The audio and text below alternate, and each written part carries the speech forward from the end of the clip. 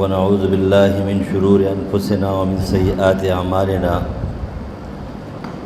من يهده الله فلا مضل له ومن يضلل فلا هادي له وأشهد أن لا إله إلا الله وحده لا شريك له وأشهد أن محمدًا عبده ورسوله أما بعد فأعوذ بالله من الشيطان الرجيم بسم الله الرحمن الرحيم إن الله لا يغير ما بقوم حتى يغيروا ما بأنفسهم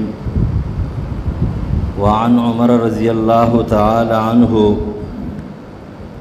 قال قال رسول الله صلى الله عليه وسلم إن الله يرفع بهذا الكتاب أقواما ويضع بآخرين رواه مسلم. اللہ تعالیٰ د یو قوم حالت تر هغه وخته پورې نه بدلی کله چې یو قوم د ذلت اسباب فراهم نه کړي او پیدا نه کړي په خپله باندې د هغې وجود په دنیا کې رانولي. عمر فاروق رضی الله تعالی عنہ فرمایي چې نبی صلی الله علیه وسلم فرمایل چې بېشکه قومونه الله تعالی په دې قرآن چتوي او قومونه په دې قرآن باندې غورځوي. عزتمندو الله تعالی چې دنیا کې چاله عزت ورکړي نو کدا دا نبی علیہ السلام نه مخکې د یهودو د عیسایانو دور هغې خلکو ته هم یو دور کې چې کم عزت میلادو او کم قدر و قیمت هغوی ته میلاو هغه هم په اسلام باندې و عام په اسلامي احکامو باندې و. کله چې هغوی په خپل منځ کې ډلې ډلې شو او فرقې ته جوړې شوې نو د هغې نه وروستو په هغې خلکو کې ذلت او رسوایي شروع شوه. هغې خلکو کم کار چې د عزت هغې پرېښودلو خپل کسب دین یې خپل کسب جوړ کړو مراکز او مدارس دا یې خپل کسب جوړ کړو دا یې د خپل معاش دپاره یو ذریعه جوړه کړه او د دین د کار په ځای باندې هغوی د دمونو تعویضونه شروع وکړه چې هغوی ټول تعویضګر شو جادوګر شو په جنترو منترو ورپسې شو او په خپل منځ کې فروعي اختلافات داسې حد ته ورسول چې د هغې نه اعتقادي اختلافات جوړ کړه او هغه ذلیله او رسوا شو. نبی علیہ السلام فرمایي چې دا زما امت دا به قدم په قدم په دغه یهود ورپسې وي قدم په قدم به په دغه یهود ورپسې او دوی به ذلت ته ځي. د ټولو نه اهمه خبره چې مسلمان د هغې په پرېښودو ذلیله شوی دی او د هغې په اخیستلو باندې عزتمند شوی هغه واحد یو کتاب دی چې القرآن دی. علامہ ابن قیم رحمه الله بدائع الفوائد کې نقل گئی دو جلد کې دا یو کتاب دی بدائع الفوائد یو د هغه تفسیر دی هغې ته بدائع التفسیر وایي یو د تفسیر ابن قیم وایي یو د هغه دو جلد کې کتاب دی چې هغې کې ټول اصول او داسې ضرب الامثال دي هغې ته بدائع الفوائد وایي. په هغې کې نقل کوي د دې آیات کریمه تحت چې د قیامت په ورځ باندې به نبي علیه السلام د دې قرآن شکایت وړاندې کړي چې دا قرآن دې قوم پرېښی نو هغوی د پرېښودلو د ذلت دپاره اسباب دا دي چې قرآن څنګه پرېږدي قرآن باندې ایمان پاتې شو تش د قرآن رسم پاتې شو لا يبقى من القرآن إلا رسمه ولا يبقى من الإسلام إلا اسمه. نبی علیہ السلام فرمایي د قرآن نه تش رسم پاتې شي. خبره ده چې د دین مدارس زیات شو مراکز زیات شو خلق هم زیاد شو مانگزار هم زیاد شو روح پکی نشته رہے روح پکې نشته. نو لا يبقى من القرآن الا رسمه ولا يبقى من الاسلام الا اسمه. د قرآن به تش رسم او رواج پاتې شي او د اسلام به تش نوم پاتې شي او علم به زیات شي، معلومات به زیات شي. بلکې غټ خلک دی زموږ استاد محترم دی الله وبخي اوس خو لاړه، اوس خو دا مولوي صاحب شیخ دی او دا قاري صاحب شیخ دی او دا مفتی صاحب شیخ دی او دغه بل چڼی صاحب شیخ دی او د دویمې درجې طالب او شیخ دی او چې لفظي ترجمه کې هغه شیخ القرآن دی. بخاري خو پرېږدئ چې مشکات او ریاض الصالحین د هغې الفاظ هم ټیک نشي ویلی، هغه هم شیخ دی. نومونه به زیات شي، نومونه زیات شو، علما معلومات زیات شو. و شیخ صاحب به ویل الله دې وبخي ویل غټ عالم دې ته ویل کېږي د هرې خبرې جواب ورسره نه وي. غټ عالم دې ته وایي چې د هرې خبرې جواب ورسره نه وي او د منیې او د خلاصې او د فتاوا عالمګیریې چې هغه خپل نوم ولم دله نه ورځي، فتاوا هندیه، د هغې ملا هغې له هر جواب ورځي، هر جواب هم د الله جواب کولی شي، هم د رسول جواب کولی شي، هم د صحابو جواب کولی شي، هم د تابعینو جواب کولی شي، هم د تبع تابعین جواب کولی شي. دا زموږ د خټسري مجانو خو ته سخت کاري ده، د دې خو جواب کولی شي، خو چې غټ عالم یې که نه جواب نشي کولی. ملا علي قاري د مشکات په شرح کې تبع ملتان جلد نمبر 1 صفحه نمبر 314 په هغې باندې نقل کوي. یو ځل یو سړی ډېر لرې نه راغلی دی، 41 تپوسونه ترې وکړه، 41 او په یو روایت کې 40. په 41 تپوسونو کې هغه د یو څو جواب ورکړو، د یو څو یا د شپږو یا د اتو یا د 2. نو هغه سړی ورته وایي زه دومره لرې نه راغلم او تا ماله صرف دومره جواب راکړو، دا باقي هغه ورته وویل چې څوک درله مخې ته درځي نو ورته وایه چې زه امام مالک له تللی وم، امام مالک نه مې دومره تپوسونه وکړه، خو لیکن ما له په 40 یو 40 کې همدغه 2-3 جوابات راکړه، نور جوابات هغه نه ورتله. داسې نه وایي چې هغه سړی دوکه کولی نه شو. نن خو هر سړی لیکل کوي، هر یو سړی جواب ورکوي، لیکن دا ډېر غلط صفت دی، دا د مسلمانو د علم زوال دی، دا د علم زوال دی. ځکه نبي علیه السلام فرمایي چې قیامت په نښو کې یو نښه دا ده العلم فی رذلاتکم. رذیلان نه څوک مراد دی؟ رذیل نه مراد هغه انسان دی چې د هغه سره علم نه وي جواب ورکوي، د علم مطابق عمل نه کوي، هر ګناه پکې پیسو ته نشي ټینګېدی، حرام خورۍ ته نشي ټینګېدی، منافقت خو په ده کې وي، فسق و فجور چې کوم ده پکې ظاهري ډانچه برابر کړي، हाथ की दांत दिखाने की और काने की और ظاهری ढांचे बराबर कड़ी दा नूर अंदरून की शर्म अख्ते नास कुरान ते दे अंदरून की शर्म अख्ते. इमाम कुर्तुबी नकल के उधर हसन बसरी रहमतुल्लाह मख चा वेले चिया ताला मुनाफिकान टोल मुड़के घर के आदे पकड़ार शरो वली खैरे के मुनाफिकान होता अजोजी पर जो मुनाफिकान टोल खत्म जी दुनिया के वसंग उसे गए दा दुनिया को वहशी जगह शी वहशी इंसानों में चढ़ते ही मुनाफिकान पर टोल लाड़ शी खुदा को 90% 92% मुनाफिकान दी और 8% के मुसलमानान दी मुनाफिकान बलाड़ शी 8% पर दुनिया की खलक उसी की पसंद कर.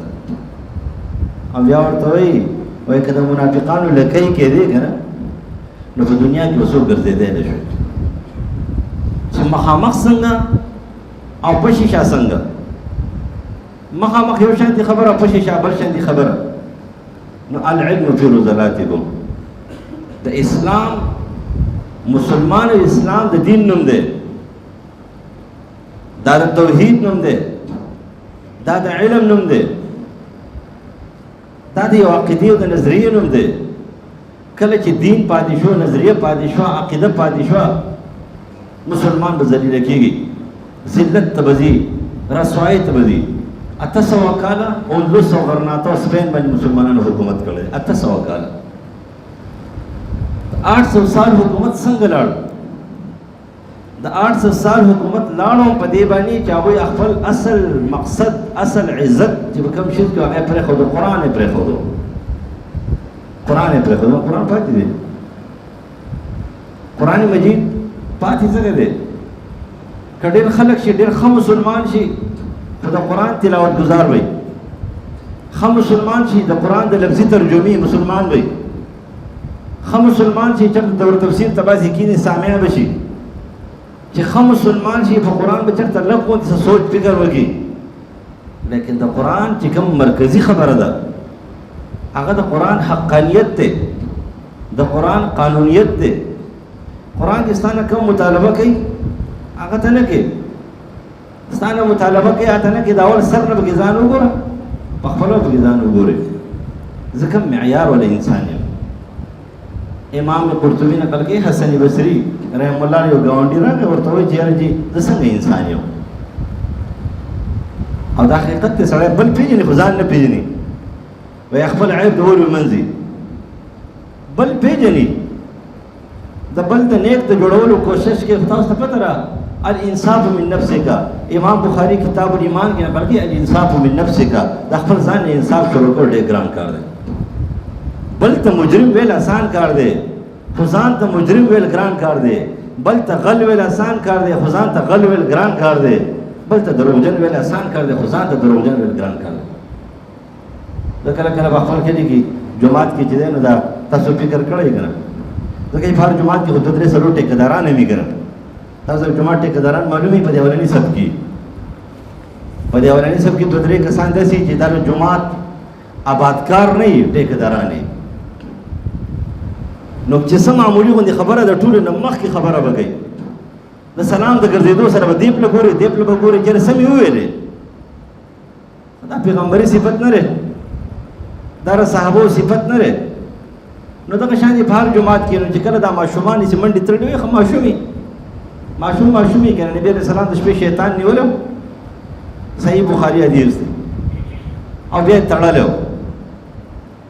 بیا سارے صحابو ته ویلې چې بیګا مې شیطان نیولی او تړلی مو. او ما ویلې چې د سارې دې ماشومانو ته حواله کوم. داسې نه ویلې چې خالد ابن ولید ته حواله کوم، رضی الله عنه، دې علي رضی الله عنه ته حواله کوم، دې عمر فاروق ته حواله کوم رضی الله عنه، یا دې غټو غټو صحابو ته حواله کوم، وایي دې ماشومانو ته حواله کوم. دا ولې شیطان چټ ټینګوي دا ماشومان له اوسي، وایي دې ماشومانو ته حواله کوم. یو ماشومانو کې صفت منډې تړلې وهي څه کوي؟ مکلف نه دي. نو چې کله به د جومات کې شاته منډه کېږي که نه نو سلام چې وګرځوي نو یو کس شاته وګوري. عام خلک نه ګوري، خو چې کومه 2-3 کسان یي شاته وګوري. نو چې وګوري چې د درخ خانداني د در زوی، نوسی، کړوسی، خوری، وراری، ماما زوی صحیح ایسته غلی شي سخ کته کي. خو چې کله وګوري چې چېرته یو غریب سړي زوی دی یا د بل داسې یو چا زوی نه شروع وکړي دا واړه تاسو راولئ او دا ماشومان راولئ او دا لکه دا تا چې راوستی او بل دا منډې چې ولې یعنې الانصاف من نفسک. دا خپل ځان نه انصاف شروع کول ډېر ګران کار دی. زوال ته مسلمان هله تللی چې د ځان نه انصاف نه دی شروع کړی. او دغه انصاف قرآن ښیي، دا انصاف قرآن ښیي. عمر بن عبدالعزیز چې کله خلافت واخیستو نو هغه په دې باندې عمل شروع کړو چې الانصاف من نفسک. زه نن د منبر په سر باندې خپل ځان پیش کوم، زه انصاف د خپل ځان نه شروع کوم. په ما باندې د چا څه حق وي، په ما باندې د چا څه الزام وي، په ما باندې د چا څه اعتراض وي، هغه دې پیش کړي. هیڅ چا څه اعتراض پیش نه کړو. تا مال نه دی والی، تا دولت نه دی والی، 22 سال تا مدینې ګورنري کړې ده او په 22 سال کې په تا باندې ټکه برابر څه نشته دی. نن خو 2 ورځې چې کومه دی د یو شي مشر شي، د دیني ادارې مشر شي، سبا له چې ګوره موټر ورسره وي. کوم طرف نه راغلی؟ اوس پورې استاد سره نه و. 2 میاشتو کې ته راغلې ورسېدې کمال ته، په 3 میاشتو کې ورسېدې کمال ته. لیکن هغه خلکو د حرامو د حلالو تمیز یې کولو. چې کله خپل ځان پیش کړو نو ورته خلکو وایي چې په تا باندې وروره څه نشته دی، څنګه حکومت کو څنګه حکمرانو د پاکستان بادشاہ نه پاکستان او د هندوستانو نه 54% دنیا بادشاہ د 54% د نیمه دنیا نه 4% زیات چې کوم دي حکمرانو سیده ساده مسلمان عاجزو اسلام عزتمندو دغه وجه علامه سلیمان ندوی په سیرت عمر ابن عبدالعزیز کې نقل گئی هغه دا کتاب په 1919 کې لیکل دی 1923 کې دا کتاب هغه لیکل دی ځکه اردو یې ګرانه ده اردو یې پخواني هندي شکل کې دی ویل پی تلفظ هم ګرانی چې یو کله وفات شو کنه یو پادری په مندر کې په ګرجه کې ناست هغه نه راووتلو چا ورته ویل چې عمر ابن عبدالعزیز وفات شو چغې کړې په خاورو کې کېناستلو په ځان باندې خاورې راواچولې یو مسلمان راغی ورته ویل چې عجیبه غوندې انسان یې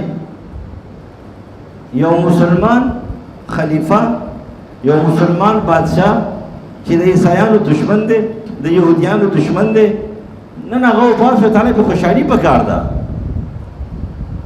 تعالی خوشحالي پکار ده ته خوشحالي په دې باندې جاړې هغه ورته ویل چې نه مال مرګ پکار دی مال خفګان پکار دی تاسو ته پته نشته دی چې عمر ابن عبدالعزیز هغه د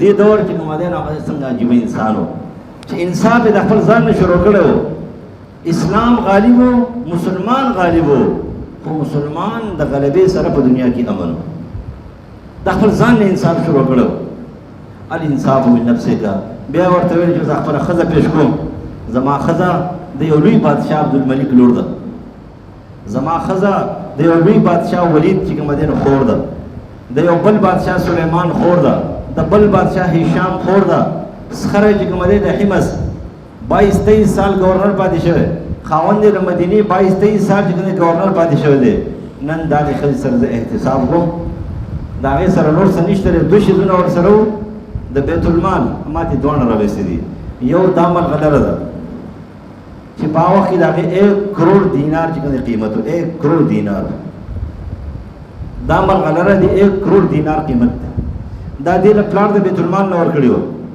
دا ما ته اخیستې نه دا ما بیت المال ته حواله یو ولا پلار د بیت المال نه ویزه ورکړي وه د خدمت دپاره هغه ویزه دارې حاضره دا ما بیت المال ته ورکړه د دې نه علاوه زموږ سره نور څه نشته دی چا چې څه شکایت او اعتراض یې نه هغه دې پیش کړي حکمران ټیک زموږ نن سبا حکمرانان دي دوی احتساب د بل نه شروع کوي د نواز شریف حکومت راشي نه هغه احتساب د پیپل پارټۍ نه شروع کوي د پیپلیانو حکومت راشي هغه احتساب د نواز شریف نه شروع کوي د تحریک انصاف حکومت راغی احتساب د نواز شریف نه شروع کړو یې لکه اول د ځان نه شروع وکړه اول تر ځان نه شروع وکړه د خپل ورکران نه شروع وکړه د خپل وزیران نه شروع وکړه د خپل گورنران نه شروع وکړه د خپل وزیران نه شروع وکړه بیا به دې بل پسې لاړ شه عمر ابن عبدالعزیز اول د ځان نه شروع کړې ده بیا یې د خپل بیبي نه شروع کړې ده بیا د خپل خاندان نه شروع کړې ده بیا د هغې نه بعد چې نور ظالمانو په هغې باندې شروع وکړه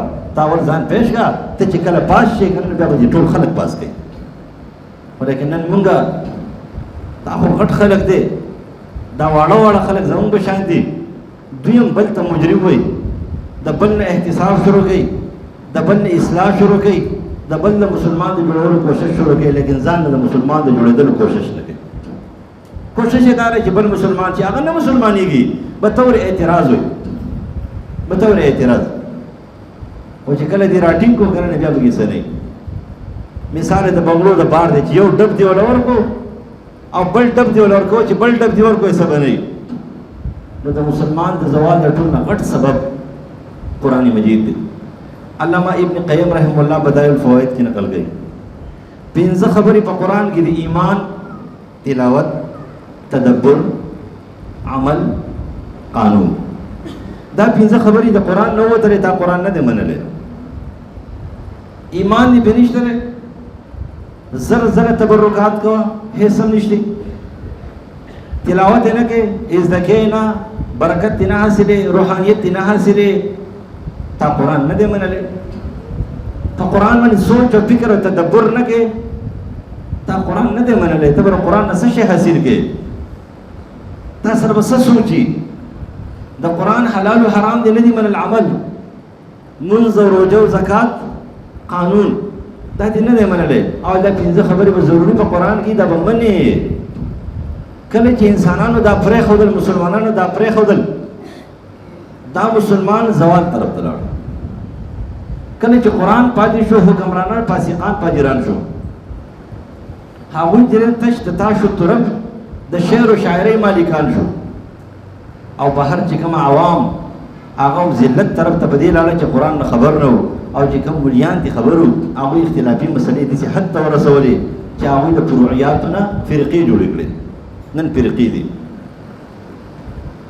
امام ابو حنیفه رحمه الله څوک نه مني احناف امام ابو حنیفه رحمه الله نه مني او شوافی امام شافعي نه مني مالک امام مالک نه مني ته ځکه امام صاحب منه قسم دې کوي سر نه مني امام صاحب تعویذګر نو او تعویذونه نه لیکل ته حنفي او تعویذونه کې امام صاحب جادوګر نو هغه سحر نه کول هغه منتر نه کول ته جادوګر څنګه مولای څنګه قاری او څنګه مفتی یو طرف ځان ته حنفي وي یو طرف ځان ته امام ابو حنیفه رحمه الله متبع وي او بل طرف د جن په شرکیاتو کې پروت دي امام ابو حنیفه رحمه مزار پرس نو قبر پرس نو امام ابو حنیفه رحمه الله چې نو هغه په شرکیاتو کې نو سحر او جادو منتر نه کولې ته وکي او چې کله سړی ته پوسو کې کنه زکه ټاس حنفي یم زره امام ابو حنیفه رحمه الله تابعدار یم ته چې د امام ابو حنیفه رحمه الله راټینګه هم دې پته ولګي صحیح مسلمان به راټینګه کنه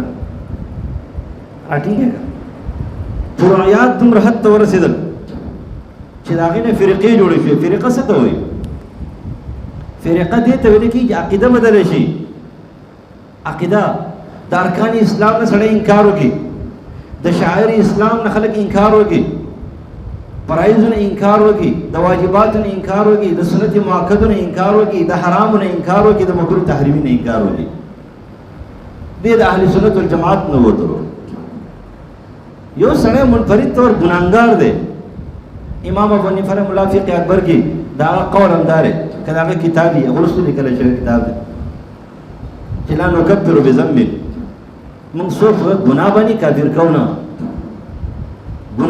ګناهګار دی او د شاعر اسلام توحید چې هغه باغی دی د باغی او د ګناهګار په منځ کې فرق دی باغی الله نه معاف کوي باغی دی ته چې مشرکی باغی دی ته چې هغه د قران او د حدیث نه انکار کوي باغی دی ته چې هغه شاعر اسلام ته سپک ګوري یو ګناهګار دی ته چې ګناه کوي سپک نه ګوري تو ګناهګار دی د دې وجه شیخ الهند محمود الحسن رحمه الله فرمایل یو ځل تقریر کې خلکو ته وایي چې هغه دا کم عام خلک چې ګناهګار دي دې ته ډېر سپک مه ګورئ کله چې د شاعر اسلام خبره راغله نو همدغه سړی چې ستا پرې نظر کې ګناهګار دی دا به ټول نه مخکې روان دي خو دې ګناهګار و باغي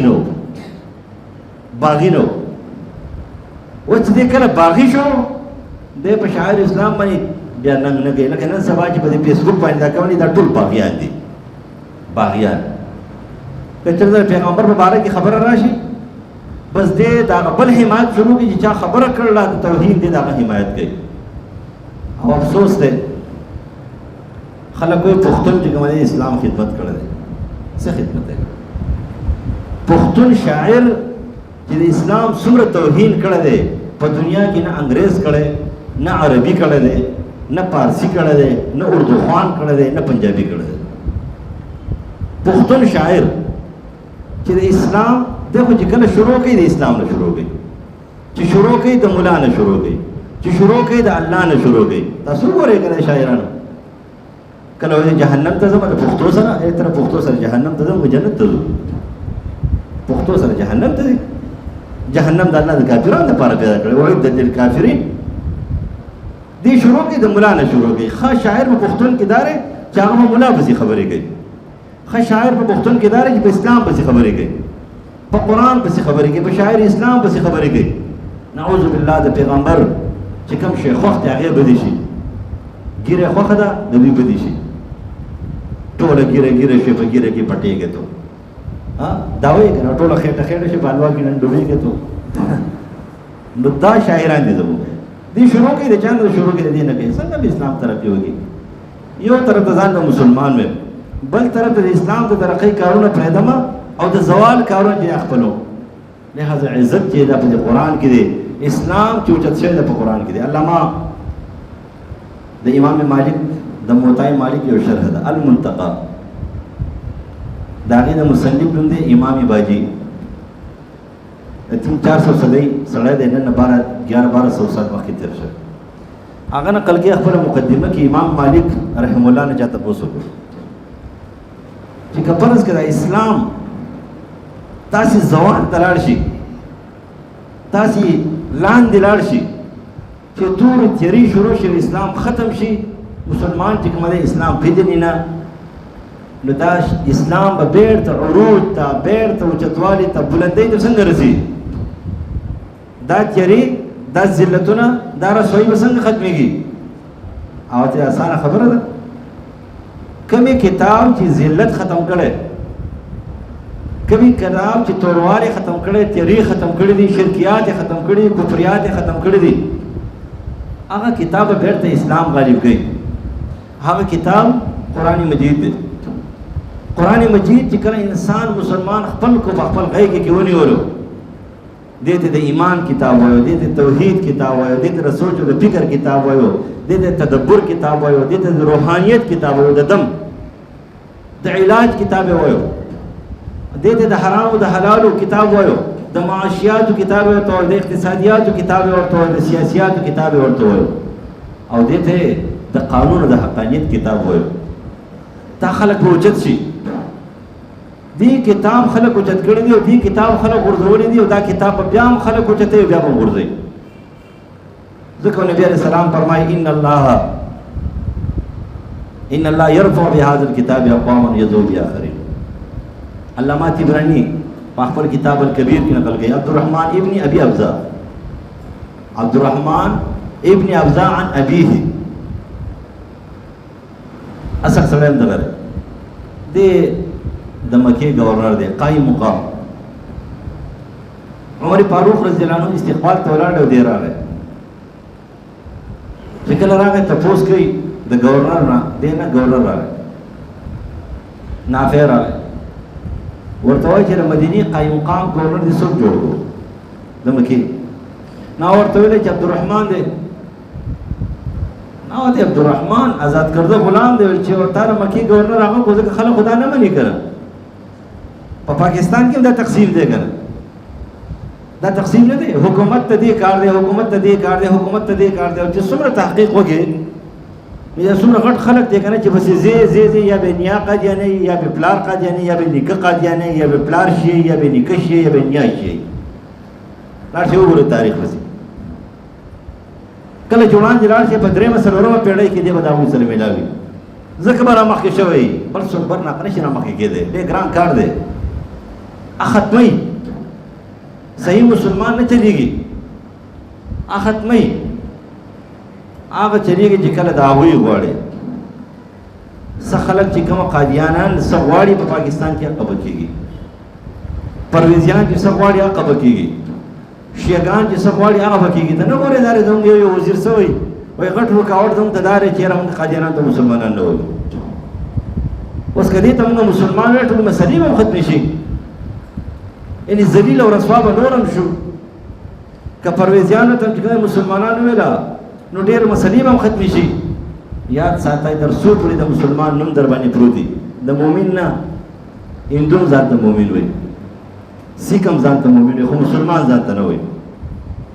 هندو ځان ته مؤمن وایي خو مسلمان نه وایي، سیک ځان ته مؤمن وایي خو مسلمان نه وایي، عیسائی او یهودي هم ځان ته مؤمن وایي، ته ورته کافر وایي، هسې جګړه کوي. زه مؤمن یم، خپل مړي ته شهید وایي، لیکن ځان ته مسلمان نه وایي، خپل مذهب ته اسلام نه وایي. د هغوی د اسلام سره ورانه ده، د مسلمان سره ورانه ده. د دې وجې زموږ د خولې نه هم د اسلام او د مسلمان نوم کټ کوي، د خولې نه زموږ د مسلمان نوم کټ کړي، د اسلام نوم کټ کړي. خپل پرچار کې ختیځ روان دي، ټوله دنیا لګیا ده، د هغوی اصطلاحات استعمالوي په انګریزۍ کې، په اردو کې، په پښتو کې.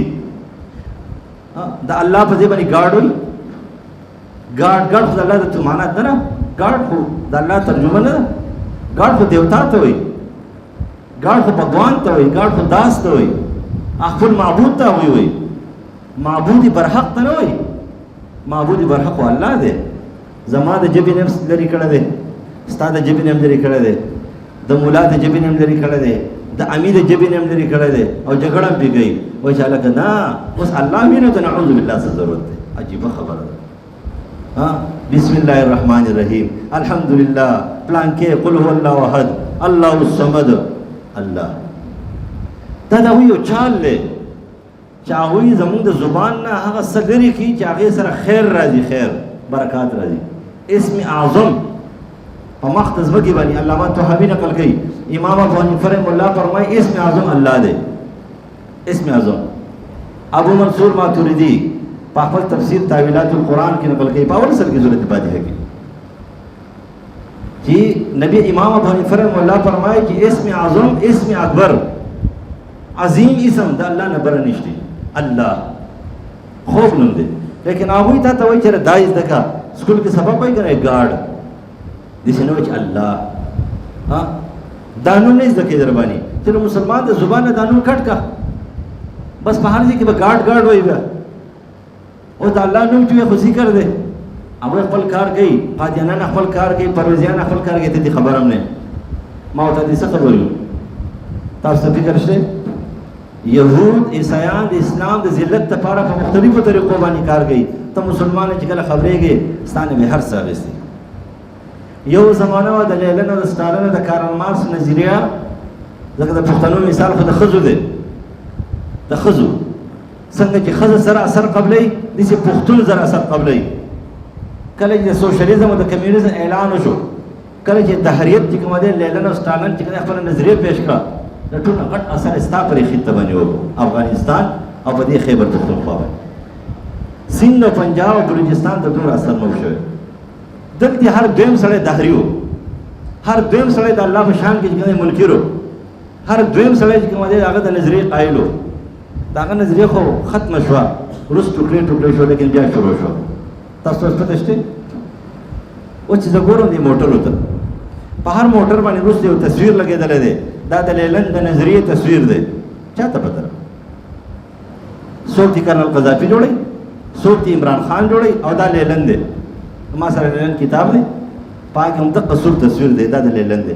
او که نه منئ نو په خیبر بازار کې چې کوم دی یو کمیونسټ دی، هغه په خپل دکان باندې راپاسه لګولی لیلن دقه تصویر، دا لیلن تصویر دی. ستاسو موټرو لګېدلی که نه؟ هر یو سړی شاته به موټر باندې لګوي که نه؟ اسلام به زوال ته ځي که به نه ځي؟ ته را خپلې نظریې نه خبر، چا پې راپاسه چې کومه دی داسې یو شی لګولی او د دې نه خبر یې دا څه شی دی؟ داسې د جینۍ تصویره پې لګولی، په ګوتو کې عاشیز نیولی، دا څه شی دی؟ دا د سحر او د جادو، د کاله جادو چې کوم غټ مورت دی که نه هغه دغه دی، د کاله جادو. لیکن دوی ته خبر هم نه دي، په هغې راپاسه لګولی دی. دا الټه خپې چې پې لګولی دي، د ماشومان هغه الټه خپې، دا ورته پته لري څه شی دی؟ دا د هغوی د دیوتا چې کومه دی نو خپې دي چې هغوی دې چې الټه رواني، دا یې پې لګولي. هره طریقه باندې هغوی خپل پرچار کوي، اسلام چې کوم دی ښکته کوي. قرآن یې رانه واخېست، نظریې یې رانه واخېستله. زمونږ په لاس کې موبایل راکړو، موبایل خلک تباه کړه، مولیان یې تباه کړه، قاریان یې تباه کړه، ښځې یې تباه کړې، بوډاګان یې تباه کړه. جماعت کې چې کوم دی په مانځه باندې ولاړ دی، موبایل یې د ګندګۍ نه ډک دی. دی وایي الله اکبر، ستا په دې موبایل کې څه دي؟ دی رکوع له لاړ شي، سجدې له لاړ شي، سبحان ربي الاعلی، سبحان ربي العظیم. ستا په دې جب کې څه دي؟ دی ایاک نعبد ایاک نستعین وایي، دا ستا په دې جب کې څه دي؟ تر الله نه ویرېږې. اهدنا الصراط المستقیم وایي. او ته وایي چې نه مسلمان ذلیله شو، اسلام ذلت ته لاړ، اسلام لاندې لاړ او کفر غالب شو. کفر به نه غالب کېږي چې ټول کارونه د کفر کوو، ټول کارونه د کفر کوو. د عزت چې کوم کارونه دي، د برکت چې کوم کارونه دي، د عروج چې کوم کارونه هغه موږ پرېښودل، قرآن هم پرېښودلو. قرآن فاتح دی. اختلافات دې حد ته ورسېدله چې نن افسوس زما خپل مزاج دا دی، زه د تخریبکار مولا کتاب نه ګورم، د تخریبکار کتاب نه ګورم. تخریبکار پېژنئ چې هغه په یو سترګه ړوند دي او په یو سترګه باندې روغ وي. هغه په یو سترګه باندې روان دي، دې طرف ته انسانان نه ښکاري، دا تور ورته سپین ښکاري او دا سپین ورته تور ښکاري، ځکه سترګه ړوند دی. کم خلک چې هغه فروعي مسایل دومره حد ته رسوي چې تشدد ته رسوي او مسلمان د دایره اسلام له واسطې نه کتابونه نه ګورو، د غټو خلکو کتابونه ونه ګوري. طالبانو پخوانو ګورې دا شی نه، دا خبره یاد ساتئ. زما دومره عمر نه دی، هسې مې ګیره بوډه سپینه شوې ده. زه سوچ کوم چې مونږ په دې مدرسه کې سبق وایو، سیوا د سبق نه قسم دی که علاوه یا د دې خبرې چې دا احناف دي، دا شوافی دي، دا اهل حدیث دي، دا پلانکی دی، دا پلانکی دی، خپل سبق هم زه دو خپل سبق زمونږ په خپل منځ کې د طالبانو بحث وایو، بس به بحث وم په دقې نحو او صرف کې، په لغت او ادب کې، په دې کې به زموږ بحث و. د جمعې په شپه باندې اکثر هم په دې کې بحث کوو. د دې نه خبر هم نه و چې بهر څه کېږي، دا راته پته هم نه وه چې دې جومات امام چې کومه دی دا کومې نظریې سړی دی، د دې جومات امام د کومې نظریې هېڅ هم کار نه و، خپل سبق سره هم کار و. نن تاسو دې موبایل خراب کړئ، سبق نه وایستی، لاړې بل طرف ته، د 2 پاڼو مولیانې درنه جوړ کړه، د 3 پاڼو رسالې مولیانې جوړ کړه، د 2-3 ورځو د لګولو مولیانې درنه جوړ کړه، د 2-3 ورځو مولا اسم مولای او د رسالې مولا اسم مولای. د رسالې مولا خو بس دغه دی چې ځان ته مسلمان بل ته کافر وایي، د 2-3 ورځو هغه دغه دی چې ځان ته مسلمان بل ته کافر وایي. اسلام به څنګه ښکته نه ځي، اسلام به څنګه اوچتېږي، عزت به څنګه ملاوېږي. د صحابو په دور کې علامه بدرالدین عیني نقل کوي په مناقبو کې چې کله یو کس راغی تپوس پرې وکړو، د یو مسلې تپوس پرې وکړو، نو دې صحابي به ورته ویل هغه صحابي ته ورشه، هغه زمانه زیات پوه دی. بیا به چې کله هغه وته نه هغه بل ورشه، هغه زمانه زیات پوه دی. دا مطلب به دا و چې هسې نه زمانه د جواب چې د غلط وشي، دا جواب زمانه غلط ونه شي. د یو صحابي په ځای بل صحابي، د بل په ځای بل ښودلو، او زمونږ هغه او نن زه پوهېږم چې بل لاړ نه شي.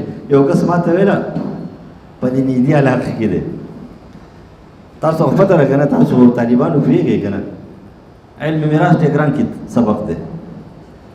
او بیا سراجي چې ده نو هغه اللهم په اللهم سره چېرته په سلو کې مولا له ورځي، نه په مدرسو کې ویلی کېږي. مدرسو کې خلک ځکه نه وایي چې استاد یې نشته، مولا یې نشته، او تش دغه څوک د 2 پاڼو چې کوم 3 پاڼو هغه نظمونه وایي، په خپله پرې نه پوهېږي، بل هم پرې نه پوهېږي.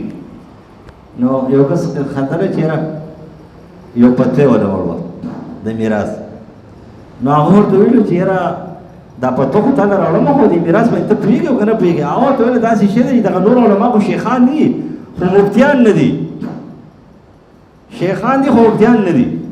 نو دا کار زمونږ دی، پته ولې لیکلي وو چې هغه جج جوړه او غلطه وه. ډېر ته ما له راوړه چې ما له ما وکتل، ما وخندله، ما ورته چې هلکه دا دې استاد یې لیکلي ده، دا ته چې ورته مفتي صاحب ویل، خو که زه پرې صفا سره لیکل کوم دا خوش خبره ده، خو ما دا ځکه او دا ځکه او دا پکې غلط دی، په پنسل مې پې نښه ورته وکړه، ما ورته ما یاد او دا ورته وښیه. نو هغې ورته ښولې وو چې هغه واپس راغی، ما ته یې پې نه پوهېږي، په هغه غلطۍ نه پوهېږي. ما له کوړي ته لاړ شه، ویل ولې یاره ما داسې شی دی، زما سره سترګې لګي بده خبره، زه نه شم لیکلی. او کوړي ته لاړ شه، هسې سپک به شي. ما لکه ما لیکلې وې نو جامې به رانه ایستلې وې، دومره نر ځوان دی مر، جامې به رانه ایستلې وې، خو لیکن زه دا کار نه وم، زما خپل مزاج دی، بس زه تخریب کار نه یم او نه د چا توهین کوم.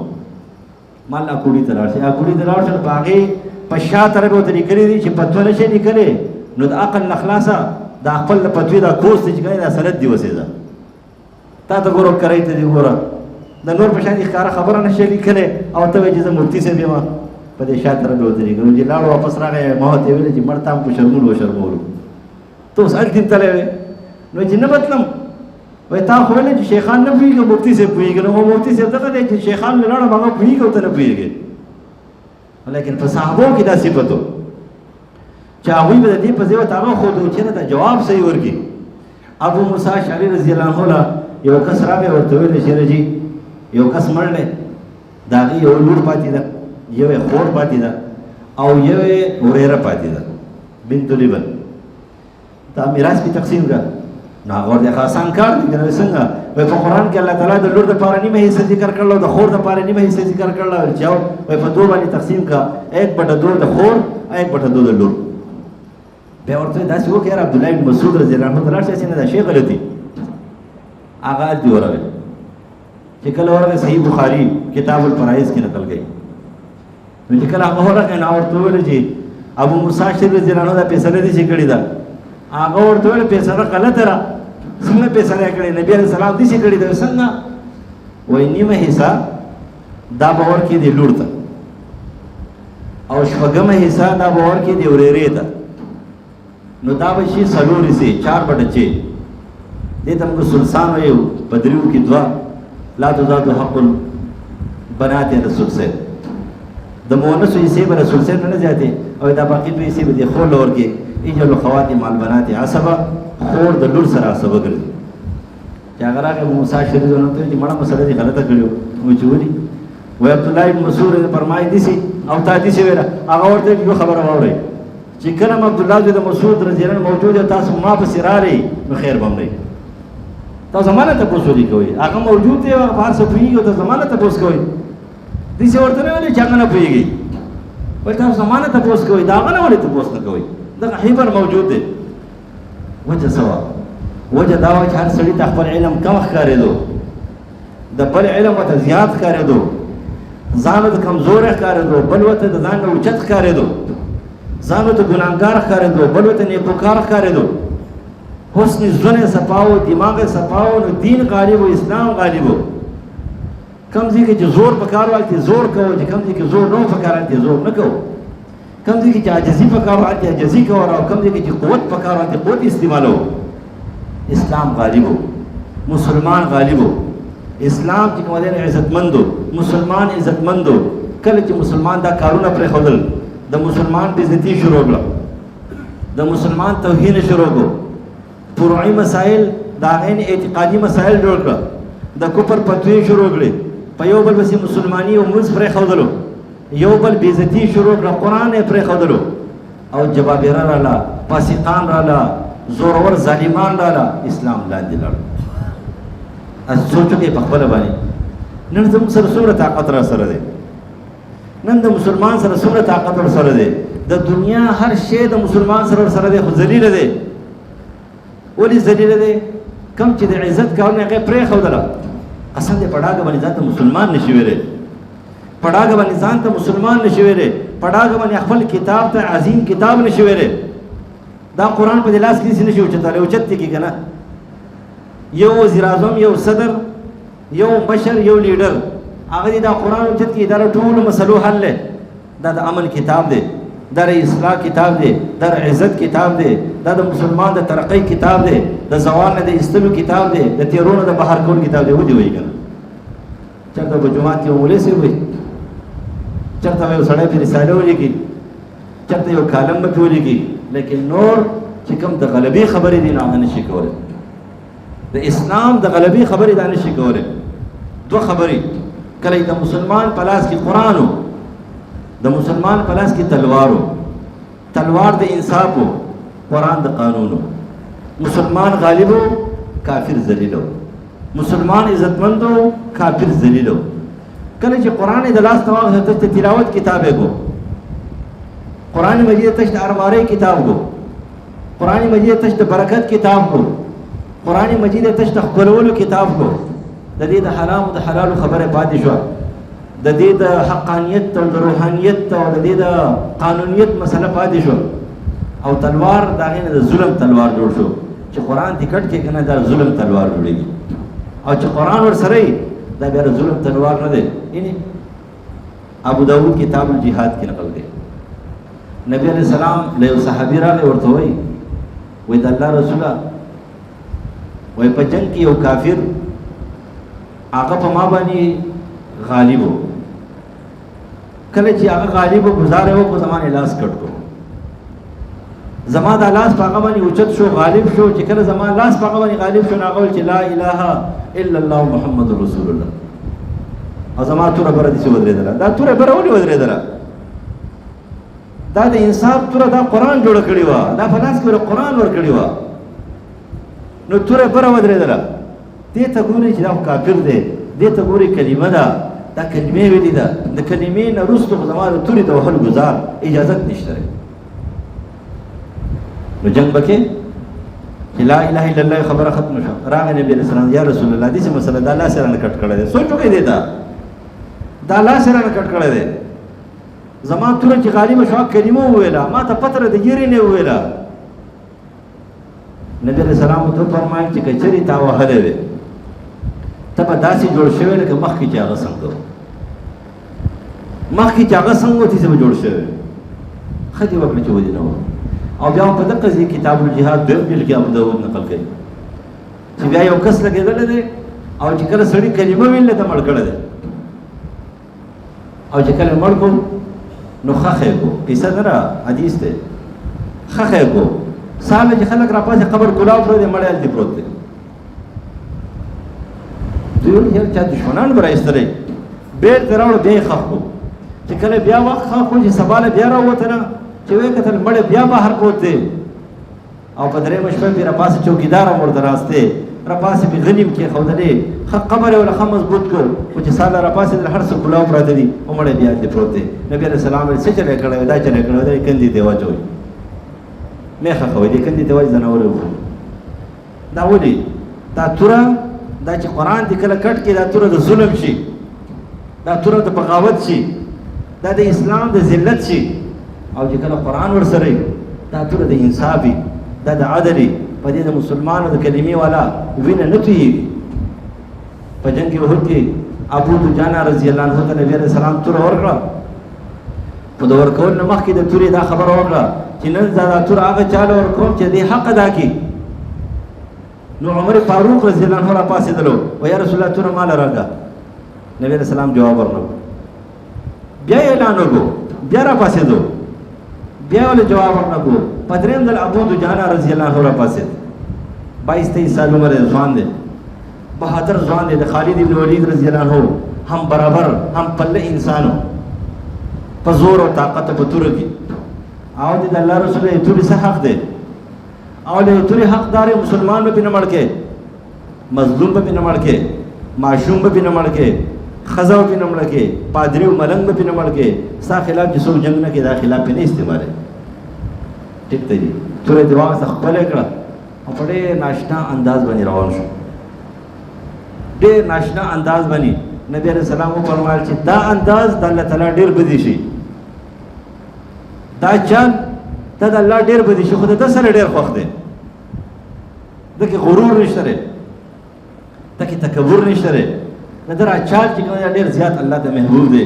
دا د الله دپاره وتو لاړو توره استعمال، یعنې دا توره وله ورکوله چې دا توره د انصاف توره ده، دا د بېعزتۍ توره نه ده، دا د ظلم توره نه ده.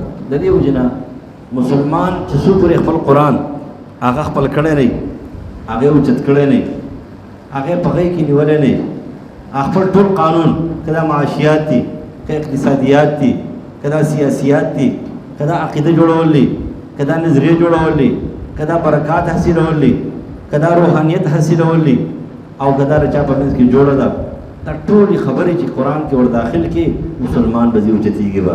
او چې کله دا قرآن یې دې کټ کړو د مسلمان نه به ظالم جوړېږي، او د ظالم ډېر کم ټیم وي.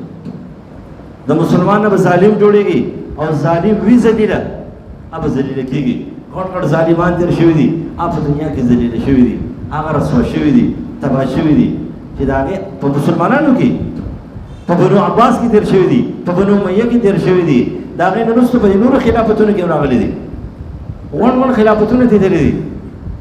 بنو امیه نه خلافت تللی دی، د بنو عباس نه خلافت تللی دی، فاطمي خلافت تللی دی، عثماني خلافت تللی دی. نه ولې تللی دی؟ د هغې وجه هم دا وه چې هغوی خپل کار پرېښودلو، قرآن یې پرېښودلو، قانون یې پرېښودلو، د عزت کارونه یې پرېښودله، او د ذلت په کارونو په تاش او په تورب ورپسې شو، په دې ورپسې شو، په نرد او په نادي شعر باندې ورپسې شو، شعر و شاعري شروع کړه. د دې وجه د اندلس او د سپین او د غرناطي حکومت دا سټیټونو کې تللی دی، لږ لږ تللی دی. افریقا کې یو لوی سړی تېر شوی دی یوسف بن تاشفین، د هغه زمانې قاضي. چې کله وکتله چې دا هر څه خو ریاستونه شو، نوابي شوه، او عیسایان چې کوم دی هغه راځي پیسې ورکوي او هغه ریاستونه اخلي ځمکې اخلي. مسلمان چې کوم قانون نه دی خبر، تاش او ترب نه خبر دی، د منظري نه خبر دی او د شعر او شاعرۍ نه خبر دی. نور دی وړاندې اسلام نه پېژني، قرآن نه پېژني، ذلیل شو، رسوا شو، عیش او عشرت کړي، په حاشیه اوریانې کړي. نو هغه لاړو سید افریقې ته او په افریقا کې یوسف بن تاشفین ته وویله اسلام ختم شو، مسلمان ختم شو، اسلام زوال ته لاړ، مسلمان زوال ته لاړ، د عیسایانو غلامان شو. ته د خپل مندوس سره د سپین او د غرناطې څه سوچ نه کوې؟ نو هغه ورته وایي چې افریقا ده، برای زمې افریقا. هغه وایي چې افریقا خو تا برابر کړې ده، اوس ته اوس داسې وکړې چې راشه هلته. نو د هغه ځای نه را روان شو. مسلمانانو نن ته وښایه که نه یو بادشاه اما خروج کې چا وویل داسې ما صرف دعا مونږ کوو، یا به جماعت امام دعا کوي یا الله زموږ د وطن امن و امان راولي او دعوه کې یا الله د حرمینو حفاظت وکړي. ما ته یو صدر وښایه، ته ما ته یو وزیر اعظم وښایه، ته ما ته یو وزیر اعلی وښایه، ته ما ته یو ګورنر وښایه، ته یو مردار وزیر وښایه، یو سینیټر وښایه چې هغه لاس اوچت کړی چې یا الله اسلام ته دعا وکړي، دې وطن ته دعا وکړي، دې حرمینو ته دعا وکړي، دې مظلوم مسلمانانو ته دعا وکړي. هغه دعا چېرته کولی شي؟ هغه هېرېږي، شیطان نه هېرېږي، د شیطاني ورکران نه هېرېږي. هغه چېرته کولی شي؟ دا خو د نیکانو صالحانو کار دی چې د شپې به ټوله شپه به جړل، وایي ربه امن و امان راولې، ربه حالات خراب دي، دعاګانې به کولې. ابراهیم علیه السلام دعا کوله، داود علیه السلام دعا کوله، سلیمان علیه السلام دعا کوله، نبي علیه السلام دعا کوله، خلیفګانو عمر فاروق دعا کوله. هغه خلکو دعاګانې کولې، ټوله شپه به جړل. اوس په دې زمانه کې نږدې ترکي دا صدر هغه خپله خبره کوله، وایي چې کله نوې زما حکمراني راغله په ترکي کې روټۍ اخیستل نه دا ډېر ګران. نو ټوله شپه به دا بیان خبره نه ده، خو څه وکړم؟ وایي ټوله شپه په دې سوچ کې پروت وم چې پروردګاره د دې وطن به څه کېږي؟ دومره لویه قرضه، دومره لویې مسلې، دومره لویې پریشانیانې، دا به څنګه ختمېږي؟ ټوله شپه به ذکرونه کول، دعا به کوله. دې ته ویل کېږي مشر به کشرانو ته دوا کوي، د کشر په زړه کې به راځي به مشر ته دوا کوي. نن مشر چې کوم دی نو هغه داسې دی چې هغه د دوا نه څه خبر دی، د دوا د محل نه څه خبر دی، د دوا د هغه ځګي نه څه خبر دی، کوم ځای کې دوا پکار ده د دې نه خبر هم نه. دوا ډېر غټ زور لري، ګورې دا خبره یاد ساتئ، دوا ډېر غټ زور لري. دا نه چې تش دواګانې په کوم اعمالو کمي، لیکن دوا چې کوم ډېر لوی حیثیت لري دا به کې غواړې به د الله نه. د دې علامه ابن تیمیه رحم الله الرسالة العبودیه کې نقل کوي چې د ایمان دپاره درې خبرې ضروري دي. په مؤمن کې چې درې خبرې نه وي دی مؤمن نه دی. نمبر 1 خوف، د الله نه به یېرېږي. نمبر 2 امید، د الله د رحمت امیدوار وي، د ګناه په وجه به نیکي نه پرېږدي. او نمبر 3 طلب، د الله نه به غواړي یا الله زما دا کار وکړي، ماله دا راکړي، ماله دا راکړي. بیا به دې مؤمن وي. او که فرض که په دې کې خوف نشته دی، په دې کې امید نشته دی، په دې کې طلب نشته دی، د ایماندار نه دی، دا مؤمن صفت دی. یره به وي، ګناه به نه کوي، رحمت به وي، نیکي به کوي، طلب به وي، په خپلې نیکۍ باندې به فخر نه کوي. عاجز یم پروردګاره زما نیکي بېکاره ده، زما عمل بېکاره دی، پروردګار زما د عمل پوره کوي. دا هغه ځای کې یوسف بن تاشفین چې کله راووت اوس ګوره مسلمان ته، خو چې سمندر غاړې ته راوړته طوفان راغی، او چې کله طوفان راغی نو سمندر راوچتېږي او دی ولاړ دی. خلکو ته چې را شاته شه، او چې نه که زما په نیت کې فتوره دي، زه الله ته مطلوب نه یم، زه الله ته مقصود نه یم، زما نیت خراب وي نو پرېږدوه چې به سمندر کې ډوب شم. او که نیت مې ټیک وي زه ورته مطلوب یم، دا سمندر خو دا پرېږده چې داسې نورې سمندر راشي ما ته څه نه شوی دی. اوبه را روانې وې، را روانې دي مرۍ ته راورسېده. یو دم ماحول صفا شو، اوبه لاړې ښکته وې. الله وایي چې راځئ تاسو پاک یې، نیتونه هم ښه دي. دا هغه ځای نه راغله. او چې کله راغله نو بادشاهي وخت څنګه دی؟ هلته عیسایان حمله کوي، دلته بادشاهي وخت چې کوم دی نو هغه په خپل منظري کې لګیا دی، هغه په شطرنج کې لګیا دی، هغه په تاش و ترب کې لګیا دی، او شعر و شاعري شروع ده. د هغه چې ودرېدو یو ګنټه، په آخر کې ورته وویل چې هلکه زه دومره وزګار نه یم، نه زما مشر چې دی یوسف بن تاشفین سره دومره ټایم شته. بادشاہ ته دې ووایه زه سره ملاقات کوم، هغه ته چې موږ ورته نه شو ویلی. نو هغه یې یو دیکه ورله ورکړه، نو دواړه داسې پوجیانو لکه چې زموږ هغه علامه اقبال هغه دغه ته چې ولاړ هغه مزار ته هغه تورې چې ورسره هغه پسې تورې ورسره وې، د وهلو تورې خو ورسره نه وې که نه. هغه سي دنه ورغه ته در یوسف بن تاشفین الچیم یوسف بن تاشفین پړاو چولې د سیستان اجازه دانه غواړي چې تراشه سیب تمره چې چرته ونه یریږي نو هغه ستاسو چې کوم ضرورت نه لري نو دی ورته جواب کې سوې وای کتر یوسف بن تاشفین پوجي الچینه نه ما تعالی سزا درکړې په یو خندره وای د تاشو د ترب او در بابو د ستار لاسونه تور نشي چلولې در بابو د ستار لاسونه تور نشي طالبان مخبکیږي ما پر د موبایل لاسونه چې دې سبق نشي ویلې دې کې قلم پکار دی پدې کتاب پکار دی پدې کې کاپي پکار دی دې کې دوات پکار دی او کدا شي نو تاسو اړه راړو نه غره نیمګړي خلک پي دا خوري نیمګړی شی دی د دې ونه تاسو ترب او دغه رګي د رباو د ستار لاسونه وي او یا تور نشي چلولې هغه راغی حکومت ورواز اصل خبرم دا و دې ذلت ته چې دې راځه کتلې دي چې ته د دنیا د يهودو د عیسایانو د مشرکانو د کافرانو غلطي خبرې غلطي نظرې داغه قران تابع کې ذلت ته بزو او که فرض هغه مو د قران تابع وو عزت ته بزو تذکرۃ التابعین کی آخری خبر کوم سلیمان زوی عبد الملک سلیمان زوی عبد الملک د عبد الملک زوی دی د عمر ابن عبد العزيز د مخکې دغه حکومت خسنه تیر شوی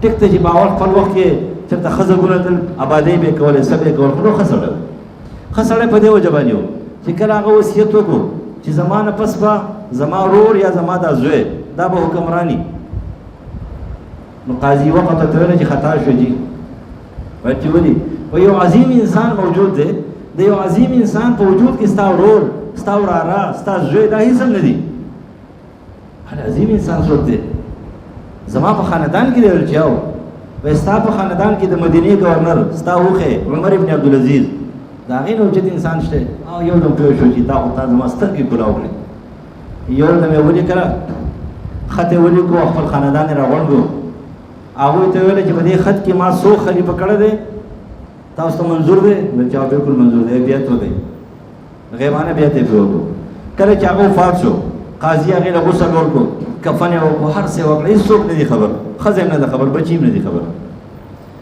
ارزه چې برابر کړه ته جمعات ته ټول خلک راغون را بادشاہان وزیران سره ورته ویل چې هغه سليمان بن عبد الملک چې کوم وصیت نامه لیکلې ده پاغه باندې تاسو امن نو سلام نه دی چاو پاغه باندې تاسو بیات ته چاو دوباره بیات وکي نو هشام ورته چې ځنه بیات کړه د دوباره بیات ته ضرورت دی نه دوباره بیات وکي دا د عمر د سليمان چې کوم دین حکم دی نو چې کله هغه دوباره بیات وکړو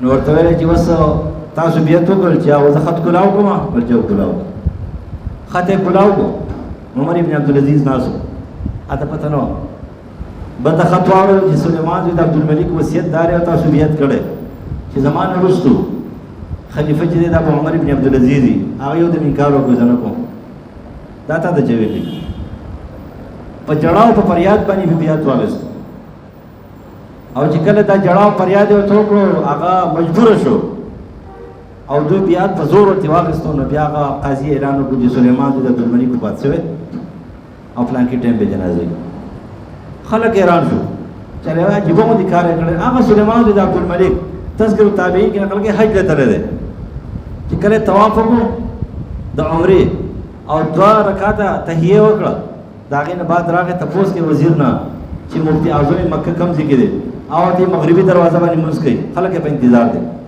دې راغل دي ورته ناشته کله چې سلام وکړو تور سړی دی د قد نه چیته سکړه ګیره ده پیړې پیړې شونډې دي او د عام خلکو انسانانو په شان دي خیسته نه دي بس راغی په خیر او سوګو تاسو ته یو کو دی لا دیملا کله چې سړی کوله صفا مروه کې نو یو سړی یو فوجي اعلان کوي پولیس اعلان کوي چې د حج په دوران کې د عمرې په دوران کې وسوک د هر ځای ته پوس نه کوي د حج او د عمرې د مسایلو ته پوس نه مفتی اعظم مکه نه کوي کله بل چانه وکړو مجرم وي نو دې زامن ورته له تو زامن وسه او تل بابا ته مفتی اعظم نو ته پوس نه کې د مکه په شډل بډل سړی نه ته پوس کو پاغه سي کې شډل بډل ځکه چې خامخا د مولا دا مخالفونه محبت نه کنه ها د هغه جامې وبدلي، د هغه لباس وبدلي، د هغه به حجه بدلوي، ځکه د هغه عام انسانان به ساسي. نو صحابه خو ټول علماو پاکې خو تغییر تبدیل نه وو، ټول یو شان دي. تابعین خو ټول علماو ټول یو شان دي. او چې دا پکې څه فرق راغی چې د ده به ځان له جامې یو، د ده به ځان له جامې یو، د پیر سے به ځان له یو، د ملنګ سے به ځان له یو، د قایي سے به ځان له یو، د وکیل سے به ځان له یو، د مولوي سے به ځان له یو طریقه کاري. شډل بډل سړی نو دې سره تاو شو ورته وایي بچو وایي دا شډل بډل تور سړی دا سوکړه ګیرې چې وه او دا بېکاره غوندې جامې چې اغوستې وې او په رنګ باندې دا بدشکله یې تاسو ته ښکارېده. تاسو ته پته راوړم دغه مفتي اعظم مکه دی عطا ابن ابي رباح رحمت الله علیه. دا پلار یې زنګونان مات کړي وو، دا یې ورته ځکه مات کړي وو دې بادشاه چې دا د قرآن ماهر دی. دا قرآن عزتمند کړی دی. قرآن کې انسان عزتمند کوي، نو اسلام به څنګه نه عزتمند کوي؟ مسلمان به څنګه عزتمند کوي؟ نه ماحول به څنګه عزتمند کوي؟ نه د زوال نه چې دا وځي، د بې عزتۍ نه چې وځي، د تیرو نه چې وځي، دا په دې قرآن باندې وځي. قرآن مخکې هم اسلام اوچت کړی و، مسلمان یې اوچت کړی و، قدر یې ورله ورکړی و، حکومت یې ورله ورکړی دی. په دنیا باندې عیسایانو دومره حکومت نه دی کړی. 76% حکومت چې دی نو عثمان ابن عفان رضی الله عنه کړی دی. 76% 76% سرکوټ حکومت ته ښکاري. 54-57% حکومتونه چې دی دا بنو امیه کړي دي.